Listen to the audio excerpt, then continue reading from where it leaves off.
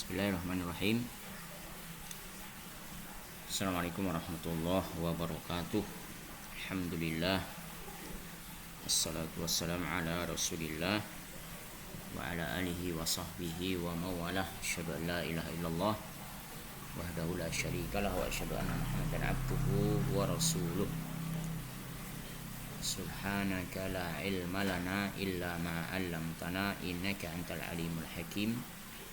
Allahumma alimna ma yanfa'una wanfa'na bima 'allamtana. Allahumma inna nas'aluka fahaman nabiyyin wa hifdzal mursalin wa ilhamal malaikatikal muqarrabin wa ibadati awliyaikal mukhlasin. Allahumma arinal haqqa haqqan warzuqna ittiba'ah wa arinal batila batila warzuqna ijtinabah. Allahumma ja'alna minal ladzina yastami'una al-qawla fayattabi'una ahsanah.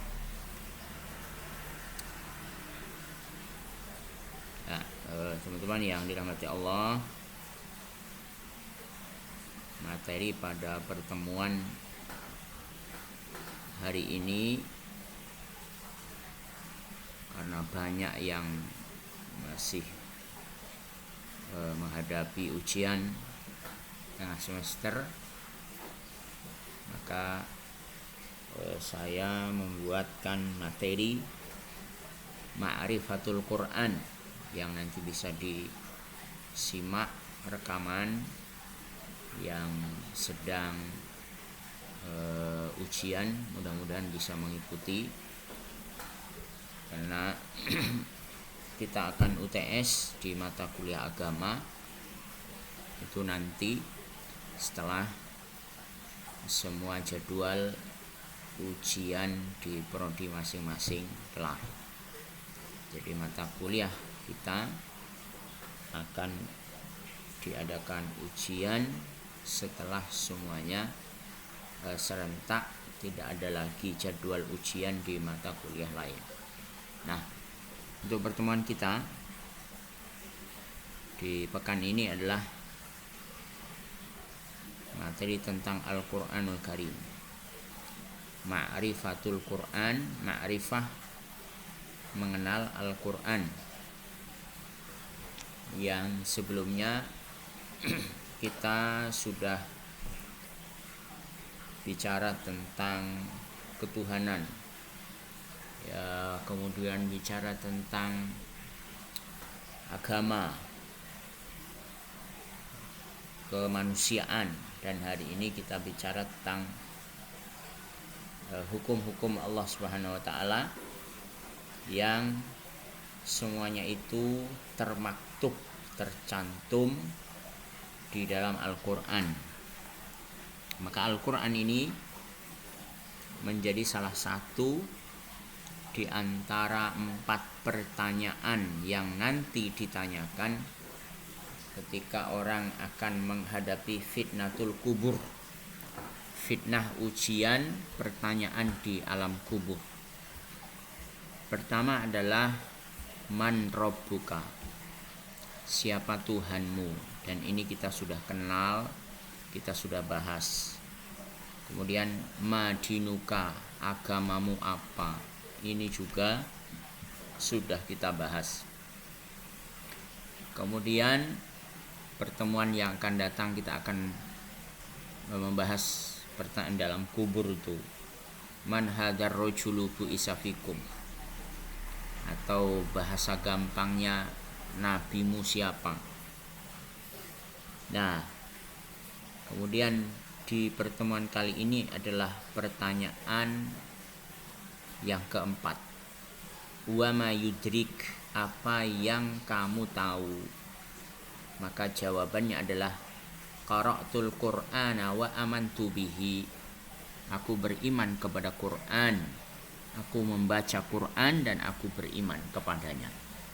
Inilah pertanyaan 4 di fitnatul kubur, pertanyaan-pertanyaan yang nanti akan diujikan oleh malaikat di alam barzakh. Ya, ma'rifatul Quran, aku membaca Al-Quran dan aku beriman. Sehingga ini sangat penting untuk kita fahami, untuk kita yakini, dan Al-Quran ini menjadi salah satu rukun iman, sehingga dia menjadi salah satu pokok materi yang harus difahami oleh semua orang beriman. Apalagi orang beriman itu tidak punya kitab apapun, tidak punya referensi apapun, tidak punya sumber ilmu kebenaran, kecuali dia harus, yang pertama adalah menjadikan Al-Quran sebagai rujukan pertama kali, rujukan imannya, landasan amalnya, landasan ilmunya, landasan hidupnya, landasan hukumnya, landasan semua undang-undang kehidupan orang beriman itu Al-Quran. Sehingga Al-Quran ini menjadi salah satu yang harus diimani di antara rukun iman yang disepakati oleh para ulama, yang bersumber dari hadis Jibril alaihissalam. Ya, Jibril datang menemui Rasulullah mengajarkan tentang mal Islam, mal iman. Al imanu antu'mina billahi, kamu beriman kepada Allah, wa malaikatihi wa kutubihi, dan kitab-kitab. Nah, tentu kalau kitab-kitab ini harus diimani, yang paling pertama harus diimani adalah Al-Quranul Karim. Ini sebagai rukun. Apa yang harus diimani? Tentu Al-Quran ini turun dari Tuhan. Tidak seperti kitab-kitab yang ada di rak-rak buku kita, tidak seperti kitab-kitab yang menjadi bacaan di luar sana. Kitab itu semuanya ditulis, dirangkai, hasil karya, pemikiran, dan tulisan manusia. Tapi Al-Quran, dia datang, harus diimani, itu bukan dari manusia, tapi dari Tuhan, dari Allah Subhanahu wa Ta'ala. Bahkan bukan dari Muhammad yang membawa Al-Quran itu. Itu iman yang diyakini oleh semua orang beriman. Kalau ragu, kalau menyangkakan, kalau ada setitik pertanyaan apa iya, maka gugur rukun imannya. Dan Al-Quran itu bukti datangnya dari Tuhan, tidak mengandung kebatilan setitik pun. Semua yang ada di dalam Quran itu hak, kebenaran. Nanti kita buktikan di bahasan Al-Mu'jizat.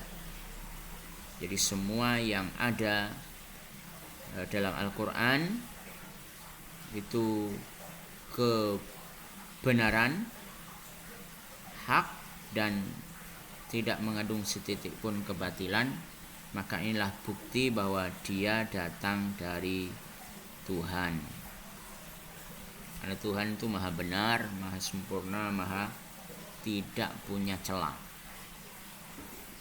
Nah, kita coba lihat Al-Quran itu oleh para ulama didefinisikan. Paling sederhananya adalah definisi Al-Quran itu kalamullah. Dia kalamullah. Kalam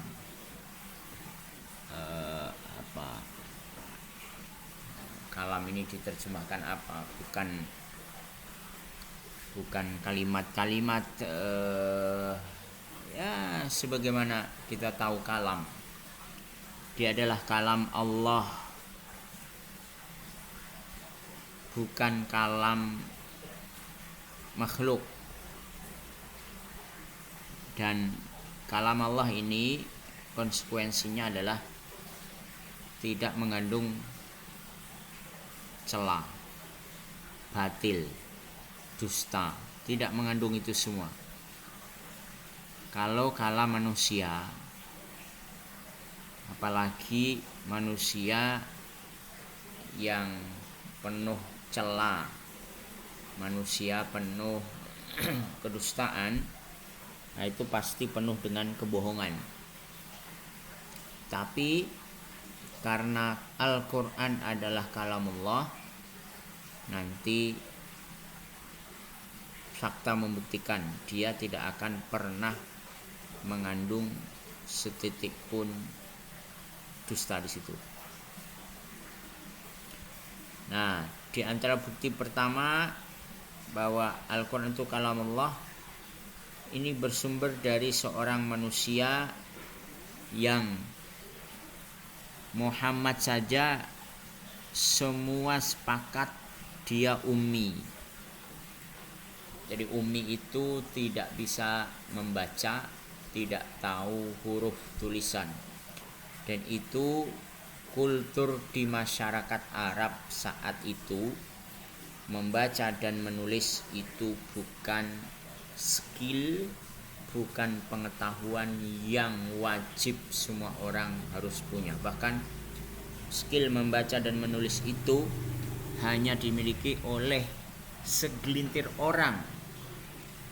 Dan Muhammad termasuk yang tidak bisa membaca, tidak bisa menulis, sehingga dia kalau membawa Al-Quran yang maha penuh dengan kerumitan, penuh dengan kefasihan, penuh dengan subhanallah, ini tidak mungkin datang dari seorang yang ummi. Itu bukti bahwa Quran ini bukan dari manusia. Bahkan yang paling hebat dalam sastra, Muhammad tidak pernah bisa dikatakan, oh ini Al-Quran dari Muhammad. Muhammad tidak punya kemampuan sastrawi.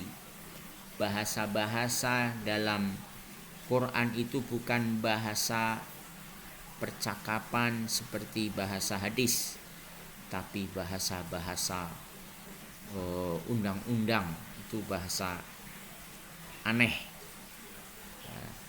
Tapi itulah keanehan yang bersumber atau yang berbeda antara percakapan bahasa manusia dengan bahasa Tuhan. Dan Quran itu tanpa kesalahan. Sudah sejak 1400 tahun yang lalu Quran itu turun dan tidak pernah ada revisi sampai hari ini. Ketika diuji apakah ada titik, koma, adakah bunyi-bunyi kesalahan redaksi, tidak pernah ada. 1400 tahun satu kitab tidak pernah ada kesalahan cetak, kesalahan redaksi, ya yang jelas kesalahan. Kalaupun cetak kesalahan, itu bukan kesalahan Quran tapi kesalahan percetakan. Tapi Al-Quranul Karim, ya manansakh min ayatin aw nunsiha na'ti bi khairin minha aw mithliha. Tidak pernah ada revisi itu tanpa kesalahan, zero false atau zero cost. Dan dia kekal penuh dengan kebenaran, tidak mengandung kesalahan setitik pun, kekal. Dan itu pernah ditantang oleh Al-Quranul Karim, kalau kamu memang bisa mendatangkan seperti Al-Quran itu, coba datangkan.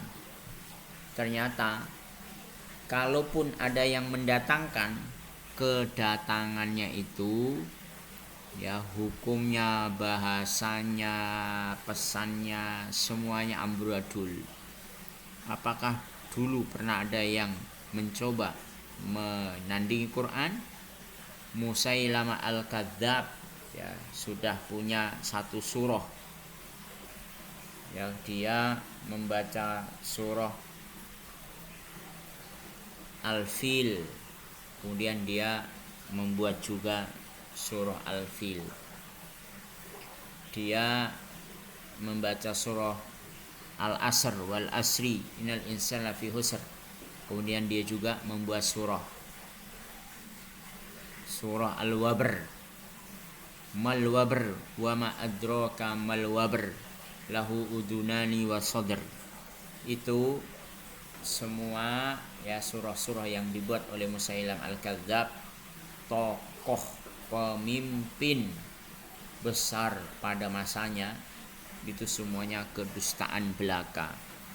Dan di mana dibandingkan dengan bahasa-bahasa Al-Qur'an.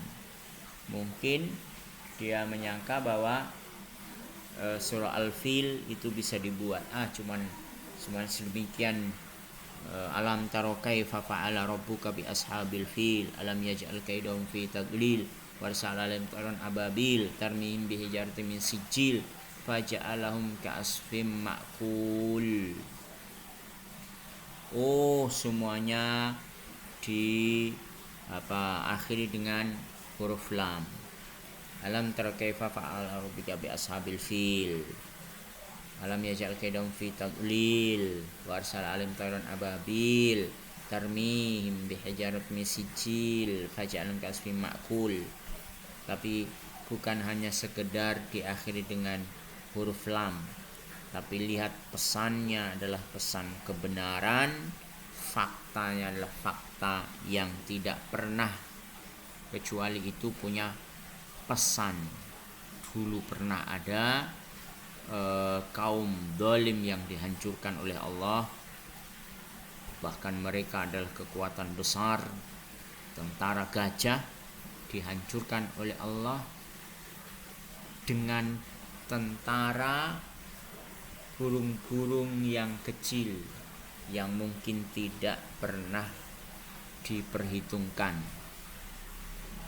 Nah, ini makna pertama kalamullah al-munazzal ala Muhammadin sallallahu alaihi wasallam. Kalamullah ini diturunkan kepada Rasulullah Muhammad, yang Muhammad itu sudah diketahui dengan gelar Al-Amin, orang yang tidak pernah dusta, tidak pernah mengada-ada, orang yang konsisten dengan omongannya, orang yang setitik pun kalau ngomong pasti kebenaran. Sehingga orang Quraisy, seluruh Mekah menyepakati Al-Amin, gelar yang disematkan di nama Muhammad Al-Amin. Nah, ini jauh sebelum jadi nabi. Nah, kemudian setelah itu Allah ya beri dia Al-Qur'anul Karim, Iqra bismi rabbikal ladzi khalaq. Maka Muhammad mengatakan kebenaran yang diamanahkan kepada beliau untuk disampaikan kepada seluruh umat manusia, yang diturunkan kepada Muhammad. Al-Mu'jiz, Al-Quran itu berisi mukjizat. Nanti kita lihat mukjizatnya ada di apa Al-Quran itu. Al-manqulu bitawatur, selain ya dia turun kepada Muhammad Al-Amin yang dapat dipercaya, terus metode periwayatannya adalah al-mutawatir, didengar oleh semua orang yang jumlahnya sangat banyak, mustahil. Jumlah yang banyak ini kemudian bersepakat, bersekongkol untuk berdusta itu mustahil. Jadi Al-Quran itu cara turunnya begitu Jibril membawa dari langit, dan Jibril itu juga Al-Amin, julukannya yang paling bisa dipercaya, Qawiyun Amin, Aminus Sama, ya. Al-Amin dari langit disampaikan kepada Al-Amin yang ada di bumi, Muhammad Al-Amin. Kemudian Muhammad yang dipercaya ini menyampaikan kepada para sahabat yang semua sepakat, sahabat semua dipercaya. Nah, yang dipanggil oleh Rasulullah ketika Quran itu turun itu al-mutawatir. Semuanya jumlahnya besar, minimal 10 orang. Nah, kalau 10 orang jujur, ini 10 orang tidak mungkin bersepakat untuk berdusta. Sehingga Al-Quran ini karena mutawatir, dan itu tidak pernah dimiliki oleh sistem kejujuran manapun, ya. Mutawatir. Buku-buku yang ada sekarang itu paling dari jalur satu orang itu sudah cukup untuk dipercayai teori-teorinya, kemudian penemuan-penemuannya. Lah ini dengan cara mutawatir. Mustahil ada kebohongan yang disepakati oleh banyak orang. Al-Quran yang meriwayatkan itu banyak sekali. Kemudian iman kita al-muta'abbad bitilawatihi, Al-Quran itu diyakini, ya, yang membacanya akan dapat pahala. Dan ini iman orang yang paling rendah itu harus mengimani bahwa Al-Quran kalau dibaca dapat pahala. Dan saya kira ini disepakati oleh semua orang beriman. Kalau masih meragukan itu berarti hilang iman. Ini standar dasar. Membaca Quran dapat pahala. Nah, sementara kita ini levelnya bahkan belum sampai situ. Kita ini untuk sekedar mencari pahala dengan baca Quran aja males-males. Terus iman kita di mana? Padahal membaca Al-Quran dapat pahala. Nah, ini harus koreksi. Nah, sekarang kita coba lihat kemu'jizatan Al-Quranul Karim. Kalau Al-Quran itu datang dari Allah, tentu dia akan bisa dibuktikan. Nah, pembuktian Al-Quran itu sebagai kebenaran, itulah yang disebut dengan mukjizat. Mukjizat itu sebagai sistem dari langit untuk membungkam siapapun yang meragukan Al-Quran datang dari Allah. Pertama, yang paling umum, Al-Quran itu datang dari Allah adalah kalimat dan kefasihan bahasanya. Orang yang belajar bahasa Arab, dia langsung paham Al-Quran itu kefasihan bahasanya di atas kemampuan manusia. Nah, kalau bahasanya begitu sempurna, manusia tidak akan pernah sanggup punya kemampuan bahasa seperti itu akan disimpulkan satu titik, itu bukan bahasa manusia. Nun wal qalami wa ma yasturun ma anta bi ni'mati rabbika bimajnun. Kaf ha ya ain sad. Zikru rahmati rabbika abdahu Zakaria idna da rabbahu nidaan khafiyya. Kalimat-kalimat itu bagaimana bisa alif lam mim, alif lam mim ra,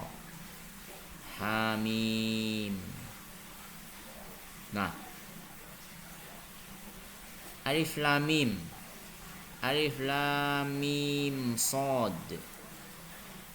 Ini enggak ada maknanya, huruf-huruf yang dirangkai, tapi begitu dibaca, subhanallah, orang Arab pun bisa mengerti bahwa ini bahasa ya asal bunyi, tapi punya makna yang sangat dalam, sangat tinggi. Asal bunyi itu Hamim nggak ada artinya. Yasin, Toha, apa artinya? Tapi kalimat hanya 2 huruf saja. Toha itu justru kalimat kefasihan bahasa. Nah, yang merasakan itu adalah mereka yang mendalami bahasa Arab. Nah, adapun kita, ini orang awam, kok malah tidak merasakan. Nah, tentu harus segera kita ini mendalami bahasa Al-Quran, supaya Al-Quran ini terasa mukjizatnya. Jangan sampai kita ini seperti Fir'aun. Tentu Fir'aun tahu mukjizat Musa. Oh, Musa punya mukjizat tongkat bisa membelah lautan. Tapi mukjizat Musa itu di depan Fir'aun gak ada efek. Nah, kita ini punya mukjizat Quran, kok gak ada efek di kita. Jangan-jangan kita seperti gak ada efeknya mukjizat Musa di depan Fir'aun. Na'udzubillah, kita dalam mukjizat Quran juga gak merasakan efeknya. Bahkan lebih efek membaca komik, bisa ketawa, bisa menangis, bisa terharu saat membaca cerita-cerita dan alur kronologinya, bisa meneteskan air mata, bisa terbawa perasaannya. Tapi baca Quran justru membosankan, gak ada 1-2 huruf pun yang dia pahami. Nah, ini ya, jangan sampai justru kita seperti orang yang tidak merasakan apa Al-Quran itu. Kalimat dan kefasihan bahasanya itu bukti susunan huruf dan suratnya. Subhanallah, ada yang sampai mendalami huruf-huruf, letak-letaknya, jumlah-jumlahnya itu dalam Al-Quran itu bukan atas rumus yang dibuat. Manusia tidak akan mampu. Hurufnya seimbang, ya. Kemudian semuanya itu penuh dengan ketelitian. Misalnya, ya, pendapat Ibnu Abbas tentang Lailatul Qadar. Lailatul Qadar, ya, surah Al-Qadr itu, inna anzalnahu fi lailatul qadr wa ma adraka ma lailatul qadr lailatul qadri khairun min alfi syahr tanazzalul malaikatu warruhu fiha bi'idzni rabbihim min kulli amr salamun hiya hatta matla'il fajr. Itu rupanya susunan huruf, jumlah kalimatnya itu adalah pesan Lailatul Qadar. Ini salah satu contoh Lailatul Qadri. Lailatul Qadri itu ternyata 9 huruf.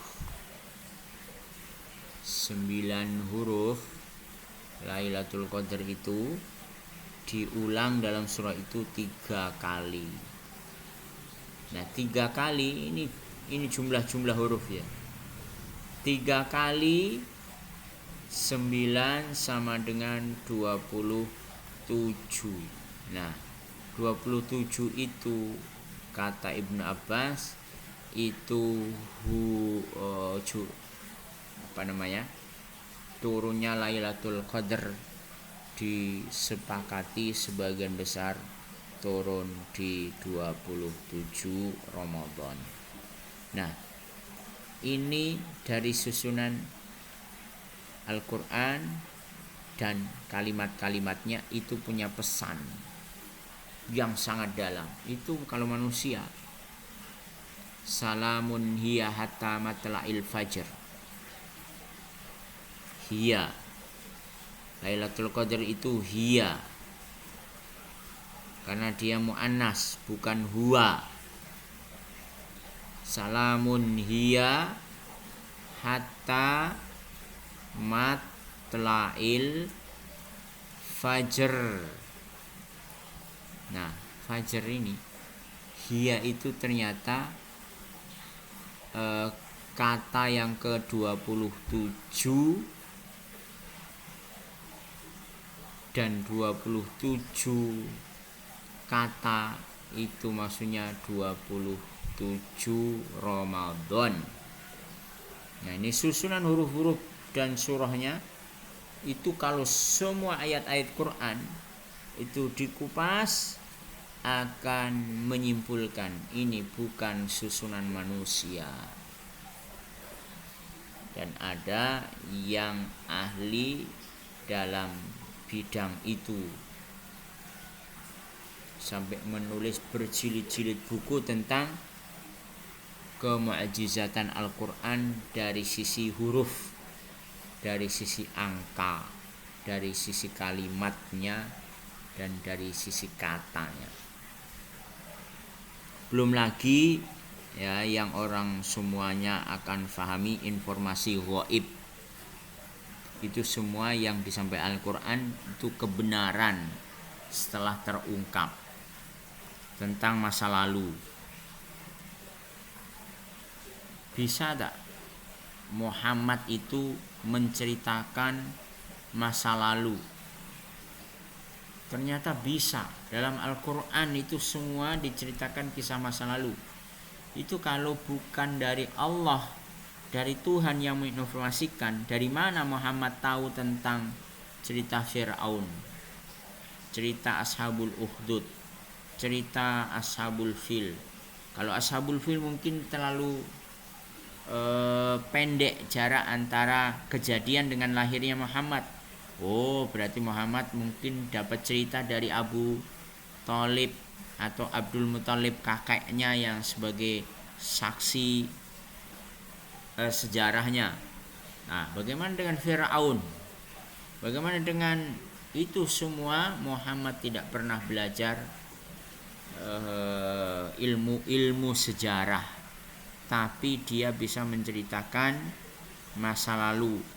Dari Al-Quranul Karim itu datang kalau bukan dari Allah.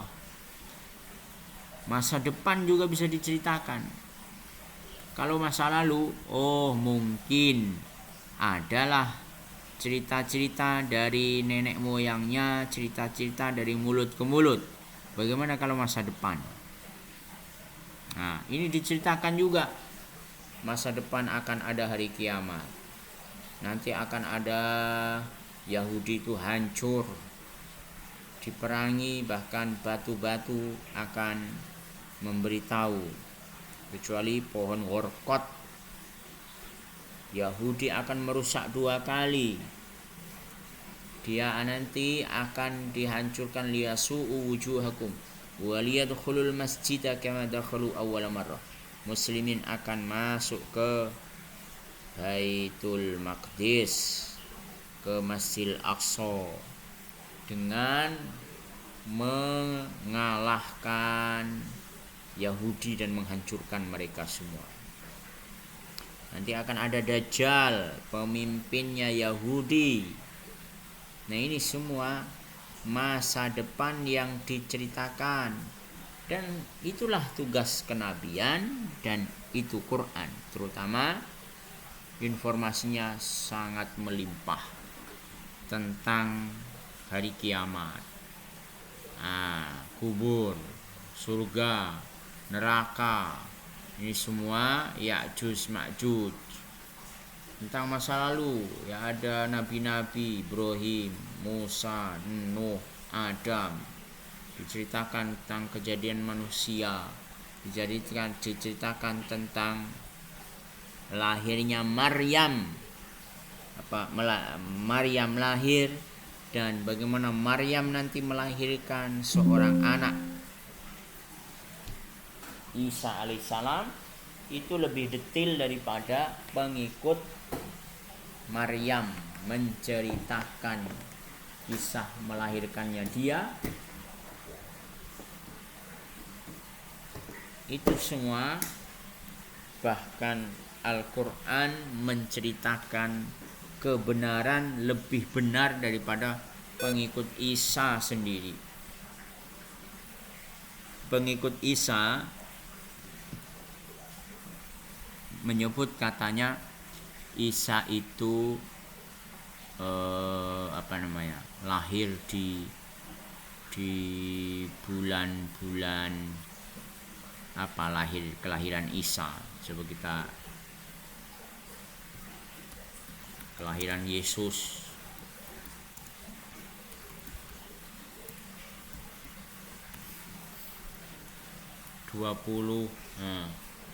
Merayakan kelahiran Yesus setiap 25 Desember.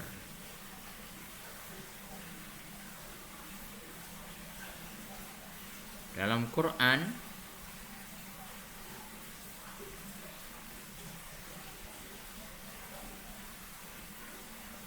apakah benar Yesus lahir 25 Desember versi Al-Quran?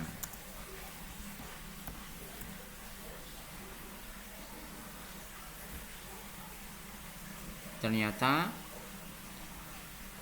surat Maryam, wa huzzi ilaiki bijid'in nakhlati tusaqit alaiki rutoban janiyya,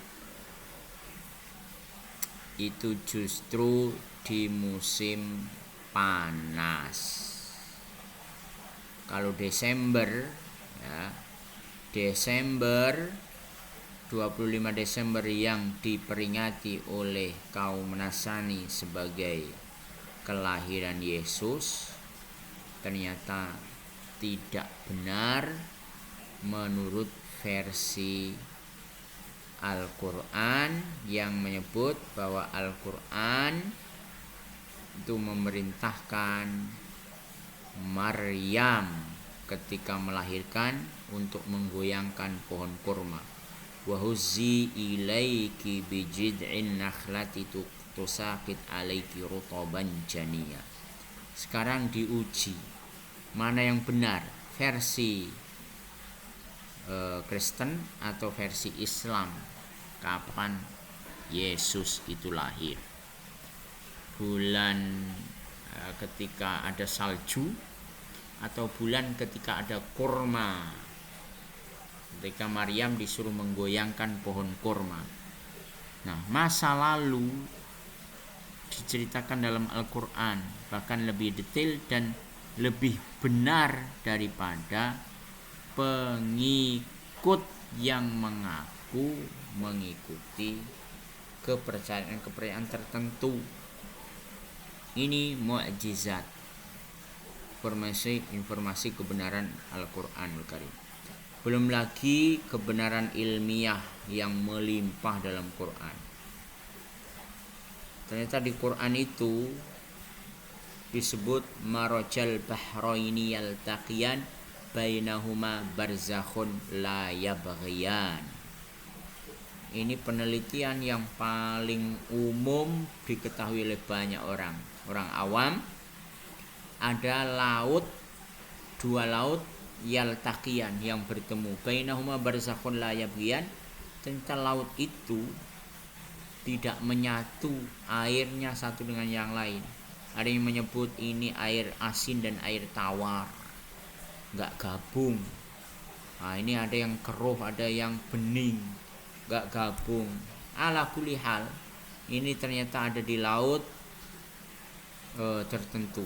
Ini ilmiah yang disebut dalam Quran itu, subhanallah. Muhammad tahu dari mana itu? Apa pernah dia pergi ke laut? Bahkan dia ada di padang pasir, nggak ngerti laut.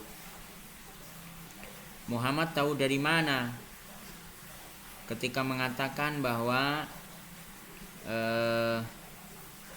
lalat yang masuk ke dalam air minum maka celupkan sekalian, karena lalat itu membawa penyakit di satu sayap, ada penawarnya di sayap yang lain. Nah, ini ternyata ilmiahnya membuktikan demikian. Ini Muhammad tahu dari mana kalau bukan ada yang ngasih tahu. Nah, yang ngasih tahu itu siapa? Nah, tentu bukan jin, tapi Tuhan, karena dia nabi. Belum lagi Fir'aun, wa nunajjika bi badanika litakuna liman khalfaka ayah. Dalam ayat Al-Quran disebutkan ternyata al-yawma nunajjika bi badanika liman khalfaka ayah wa takunu liman khalfaka ayah. Hari itu jasad Fir'aun diselamatkan. Dan ini diyakini diselamatkan maksudnya masih disisakan utuh jasad itu di dasar laut, dan ketika diangkat ternyata Al-Quran sudah menyebut memang jasad Fir'aun itu tidak busuk sebagaimana mayit yang umurnya sudah ribuan tahun. Al-Quran menyebut air itu sumber kehidupan. Semua yang hidup itu asalnya diciptakannya dari air. Coba, ini ternyata terbukti. Wa ja'alna likulli hayyin wa ja'alna minal ma'i likulli hayyin. Kami jadikan semua yang hidup dari air. Dan ketika ada air, ada kehidupan. Gak ada air, itu kematian, kering, kerontang. Bersuci dengan tanah. Ya, Muhammad ini punya ajaran aneh. Ketika ada anjing yang menjilat di bejana kalian, cuci dengan salah satunya debu. Idza walagal kalbu fi na'i hadikum falyasiru sab'an ulahuna biturab. Kalau ada anjing menjilat bejana kalian, cuci 7 kali, salah satunya dengan tanah. Nah, ini kalau nggak pakai ilmu, waduh, jorok Islam ini. Waduh, bukannya dicuci yang bersih pakai sabun, malah suruh pakai tanah. Wah, ini akal warasnya di mana? Nah, orang kan begitu. Tapi keilmuan hari ini menjawab teori Muhammad yang jauh itu sudah dibuat oleh Muhammad sebelum ada teknologi, sebelum ada ilmu istilah ilmiah ini. Ternyata tanah ini dahsyat, dia mengurai semua bakteri, semua penyakit itu diurai oleh tanah. Nah, ini bakteri-bakteri jahat, penyakit yang ada di liur anjing. Ya, dia makan bangkai, dia makan apa, itu dicuci dengan tanah itulah. Bisanya dia bersih. Ini apa kalau bukan ilmu dari Tuhan ini? Belum lagi penciptaan manusia dan segala prosesnya. Inna khalqakum yujma'u fi batni ummihi arba'ina yauman nutfah summa takunu arba'una yauman nutfah summa alaqah summa mudghah summa kasawnal idhama lahma. Kami ciptakan, kata Muhammad, kalian diciptakan dalam perut ibu kalian 40 hari sebagai nutfah, sperma, 40 hari sebagai mudghah, darah, 40 hari sebagai daging. Summa kasawnal idhama lahma, kemudian daging itu membungkus tulang-tulang itu. Nah, kemudian yunfakhu fihi ruh, ditiupkan ruh. 40 40 40 40 itu 120 hari. 120 hari itu dibagi 30. 12 bagi 3 sama dengan 4 bulan. 4 bulan ini orang mulai hidup, jabang bayi, ditiupkan ruh. Ini semua kalau bukan penemuan ilmiah, dia tidak akan pernah bisa mengungkap teori dalam proses kandungan yang disebut dalam mukjizat Quran itu. Di surah Al-Mu'minun disebutkan, di hadis-hadis banyak disebutkan. Nah, ini Al-Quran ini adalah kebenaran seluruhnya. Kebenaran baik ilmiahnya, faktanya, sesuai realita kehidupan yang belum terungkap oleh manusia sekalipun.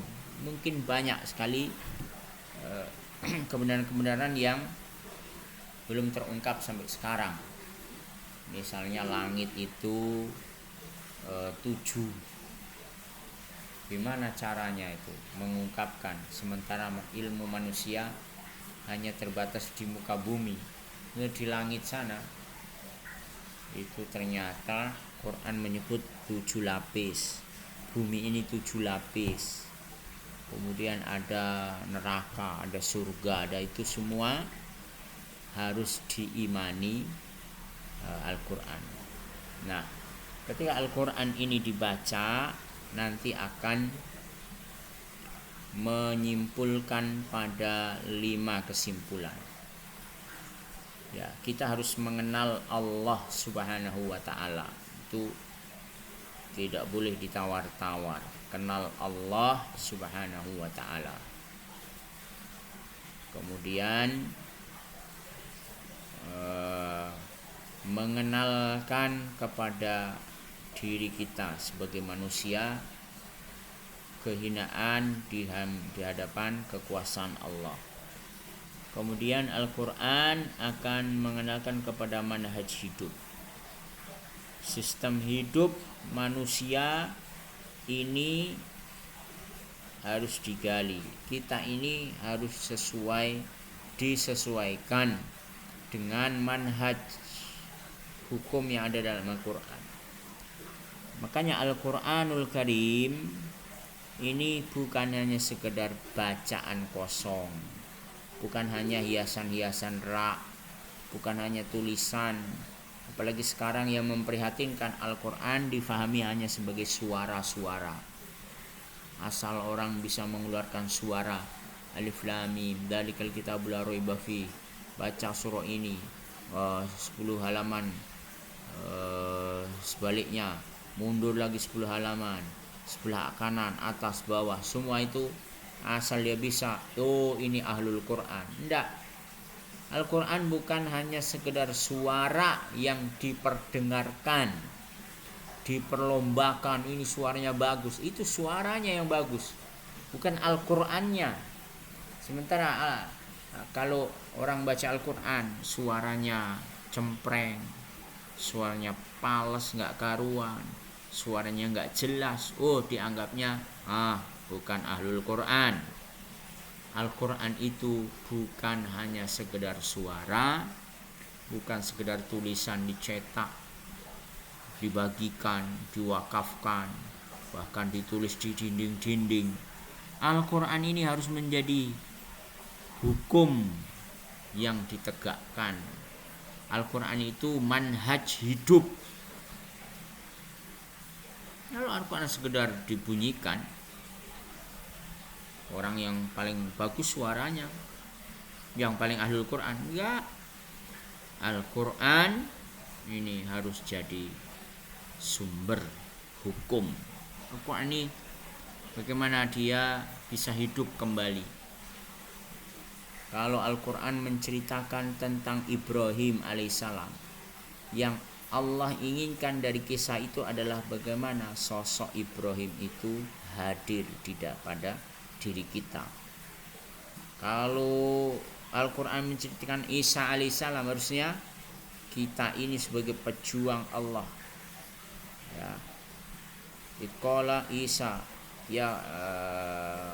qala man ansari ilallah, qala al-hawariyun nahnu ansarullah. Isa ketika mengatakan, siapa yang menolongku untuk memenangkan agama Allah? Qala al-hawariyun nahnu ansarullah. Kami inilah penolong yang akan memenangkan agama Allah. Harusnya begitu. Kalau diceritakan tentang iblis, kisah-kisah tentang ahlul haq, ahlul batil, iblis yang batil, maka kita jangan menjadi pendukung dan pengikut ahlul batil, iblis, orang kafir, munafikun, orang fasik. Jadi ahlul haq, ahlul batil ini dihadirkan kisah-kisahnya sebagai renungan. Kita mau jadi ahlul haq atau pendukung ahlul batil. Nah, maka nanti pada ujungnya, kalau ini sudah dikenalkan semua, kita akan mendapatkan ujung dari kehidupan itu adalah akhirat. Ya, mau ke surga atau ke neraka, itu manhaj hidup yang pasti akan dilalui oleh semua itu sistem kehidupan.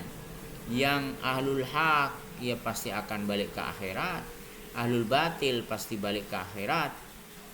Yang kemudian kita ini mau di antara barisan yang mana?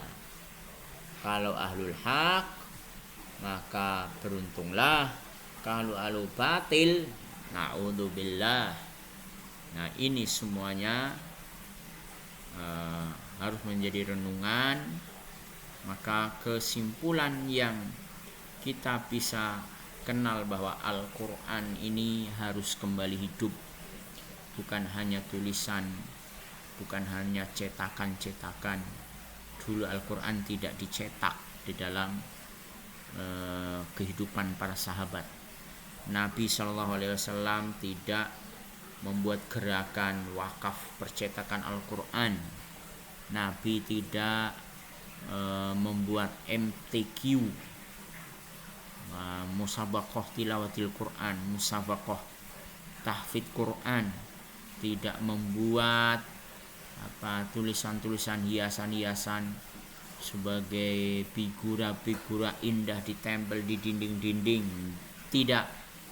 Tapi Al-Quran itu menjadi roh penggerak kehidupan para sahabat, sehingga mereka semuanya adalah penolong sistem dan hukum hidup.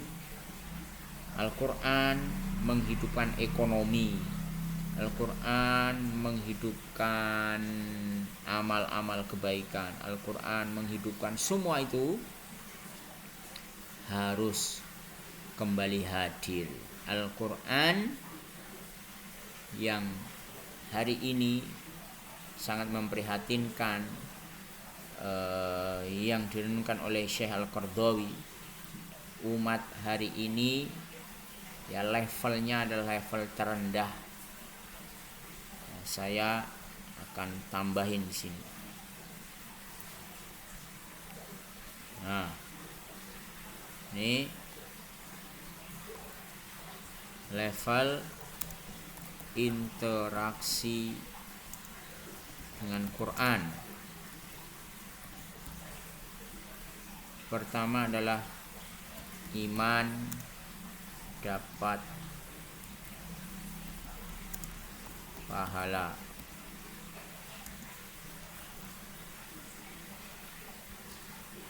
Atau nyari pahala ini. Nyari pahala.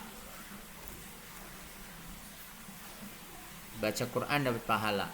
Nah, saya kira level ini sudah sampai kita. Dan kita yakin semua kita akan mendapatkan pahala dari apa yang kita baca dari Quran itu. Ya enggak? Semua kita ini yakin bahwa kalau baca Quran itu pasti dapat pahala. Ada yang enggak yakin, berarti enggak beriman dengan Quran lah. Semua orang beriman pasti punya keyakinan setiap baca Quran dapat pahala. Itu kata Nabi. La aqulu alif lam mim huruf harf, lakin alif harf, lam harf, mim harf. Semua huruf-huruf dalam Quran itu dilipatkan jadi 10 kebaikan. Dan alif lam mim itu tidak satu huruf kata Nabi, tapi alif 1, lam 1, mim 1. Ini level tertinggi, terendah ini. Nyari pahala dari baca Quran. Harus ada sampai tingkat kedua. Mendapatkan ilmu, mendapatkan petunjuk dari Quran itu. Karena Quran itu bukan hanya nyari pahala, tapi nyari petunjuk. Nyari hudan linnas wa bayyinati minal huda wal furqan. Ini petunjuk, hudan lil muttaqin alladzina yu'minuna bil ghaib wa yuqimuna as-shalah wa mimma razaqnahum yunfiqun. Mendapatkan petunjuk.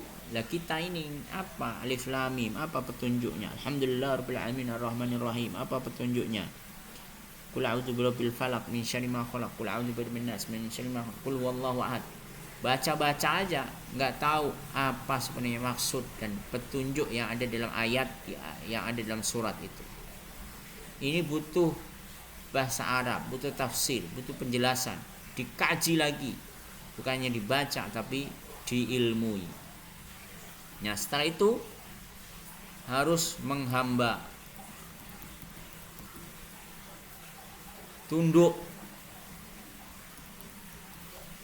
Sudah dapat petunjuk tapi nggak tunduk, sia-sia petunjuk itu. Jelas ke Monas lurus, tapi dia nggak taat kepada petunjuk itu. Saya nggak ke Monas kok, saya mau ke Bandung. Ya dia akan belok. Jadi petunjuk itu bermanfaat kalau dia tunduk dan butuh kepada petunjuk. Nah, itu level yang ketiga. Level keempat jadi rijal, rasul, ustadz, dai, penyeru. Kalau sudah menghamba, sudah tunduk, maka dia harus jadi penyeru, menyerukan petunjuk itu kepada dirinya, kepada keluarganya, kepada orang lain, kepada seluruh umat manusia. Nah, baru rijal, pejuang. Nah, kalau setiap orang beriman, dia membaca Quran, dia mencari petunjuk hidup, sistemnya apa, manhajnya apa, kemudian dia tunduk, pasti ya Quran itu jalan. Quran bilang tutup aurat, dia malah mengumbar aurat. Apa ini yang disebut tunduk kepada Quran? Jangan mabuk, dia mabuk, menikah dia malah homo, LGBT, gay. Nah, ini namanya melawan petunjuk. Nah, kalau sudah menghamba, kalau tunduk, jangan dekati zina, dia tunduk sami'na wa ata'na. Jangan dekati yang haram, sami'na wa ata'na. Baru Quran itu akan hidup. Setelah itu ajarkan Quran, sebarkan, seru orang lain untuk tunduk juga kepada Quran. Nah, kenapa di Indonesia ini 73% orang muslim gak bisa baca Quran? Ya gak ada da'inya, gak ada ustadznya, gak ada penyerunya, gak ada guru yang menyebarkan itu nilai Quran. Jangan nilainya, bacanya aja gak ada yang ngajar. Barulah jadi pejuang yang mempertahankan kemenangan dan eksistensi. Quran dilecehkan, butuh rijal, butuh pendukung, butuh pejuang, sehingga Quran ini dijaga oleh mereka semua ini. Nah, inilah level di mana kita hari ini. Jangan-jangan kita ini di level pertama aja ini nggak sampai. Wong kita ini nggak termotivasi untuk baca Quran. Hari-hari kita kosong. Kemarin aja banyak yang khatam Quran selama Ramadan. Itu saja kita banyak juga, lebih banyak yang nggak baca Quran, nggak termotivasi juga, nggak ada iman untuk mencari pahala. Apa iya sih baca Al-Quran dapat pahala? Berarti level kita di bawah ini, di bawah yang pertama. Kalau di bawah ini berarti munafik, belum lagi dia beriman. Nah, inilah Al-Quran yang kita kenal, ya, konsekuensinya dan seluruh tuntutan dalam Al-Quran ini supaya Al-Quran ini menjadi hidup. Kenapa Al-Quran tidak hidup? Ya karena kita enggak melewati proses ini. Quran yang kita baca itu sama dengan Quran yang dibaca oleh Umar bin Khattab, oleh Utsman, oleh Ibnu Rushd, oleh Al-Jazari, oleh Harun Ar-Rasyid, oleh semua dalam kebesaran peradaban Islam dulu. Itu Quran yang dibaca sama. Tapi kenapa sekarang kita hancur lebur peradaban muslimin? Karena kita ternyata meninggalkan Al-Quran dan tidak mengenal Al-Quran. Saya kira ini materi yang kita bisa renungkan dalam bab Ma'rifatul Quran. Saya kira ini kita cukupkan dengan alhamdulillahirabbil alamin. Subhanakallahumma wa bihamdika asyhadu an la ilaha illa anta astaghfiruka wa atubu ilaik. Assalamualaikum warahmatullahi wabarakatuh.